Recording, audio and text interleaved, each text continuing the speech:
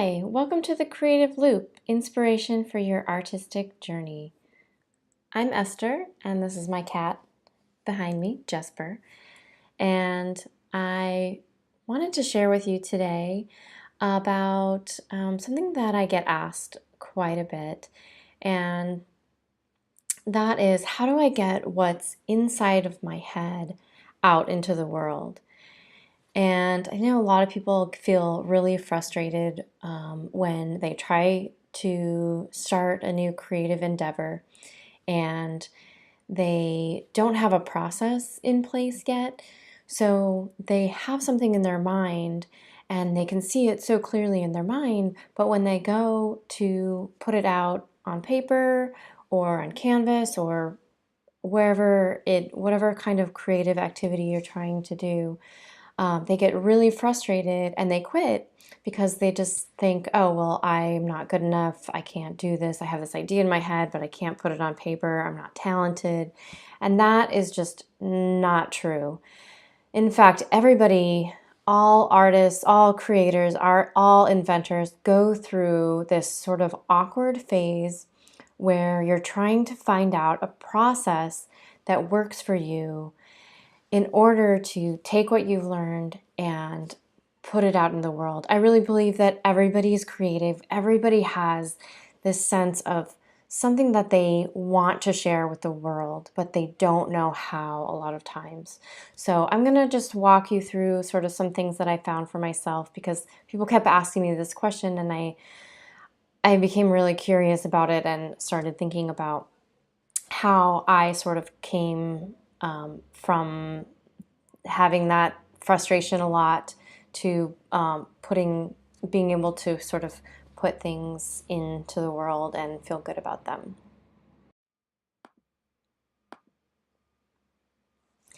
So number one, learn the tools. What do I mean by learning the tools? Well, there's always this awkward phase when you're sort of beginning to learn something and you're learning the tools that you need to actually create the thing, but you have to learn at the same time as like wanting to fulfill this vision. So we have to be really patient with ourselves when we're learning what the tools do. So think about the tools that you need to make this project that you want to create. We really have to figure out what the tools do, how they work, and what we can do with them. And a lot of times I like to think about, and in my classes I talk about using play in this way to keep it light and remember that you're having fun while you're learning. It's frustrating, but if you kind of try to keep it light while you're learning what the tools do, you won't get as frustrated with yourself.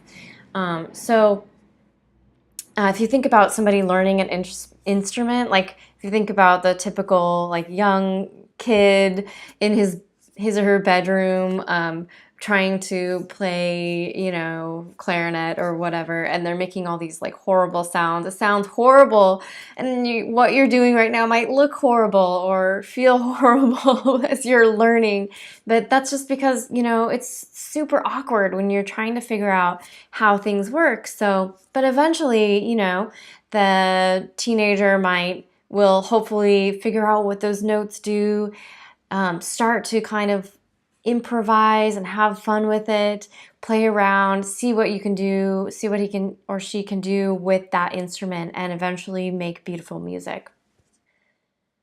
Number two is have patience.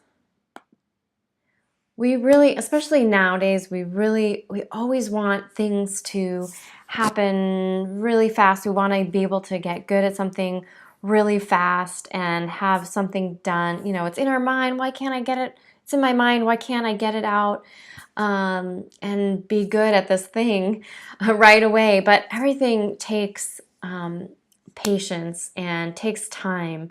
So it takes time to come back to the thing and learn and practice over and over and over again. Like if you think about the person learning the instrument, learning, coming back and learning what the tools do again and again and again. So giving yourself, think about, just remind yourself as you're doing it that you are just learning, you're taking time for yourself to practice this thing and really have patience. You're not going to take that thing that's in your mind and put it out into the world and have it look perfect right away. It's going to take a lot of mistakes, a lot of trial and error, a lot of playing. So have fun with it while you're giving yourself patience. Have fun. Be like a child again. Play and enjoy the process. Number 3, reference.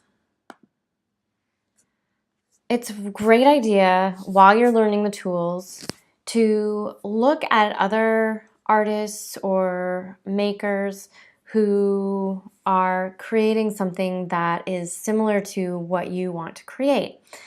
And to look and see maybe how they're doing it, maybe look at some tutorials. There's so many tutorials out now that we can take a look at and see how people are doing things. People can show us how the tools work, how they work, their unique style, and it might give you ideas that you've never even thought of as a way to achieve your goals. Lastly, be open. So you have this idea in your mind that you want to put out into the world. And our logical brain thinks, oh, it's just a straight line. This is what I want to do. I should be able to do it. Why can't I do it? But the beautiful thing about the creative process is it's not a straight line. And there's so many things that can happen when we open up to possibilities of happy accidents or things that we learn along the way. So we can learn all of these processes. We can start to improvise once we have the tools and our process down. And then, so we can work, really hard at this. And then we can sort of let go and let the creative process take over. And this magic sometimes happens where your intuition kicks in and these things happen in the creative process that your logical mind might not have thought could be possible when you first had that vision. So just be open to possibilities that are out there and of what could happen. I hope you've enjoyed this video. If you did, please like it and share with others. And if you want some weekly encouragement, please sign up for my Creative Loop newsletter, which I try to send out weekly to give you some encouragement, some exercises that might help you in your creative journey. All right, see you next time.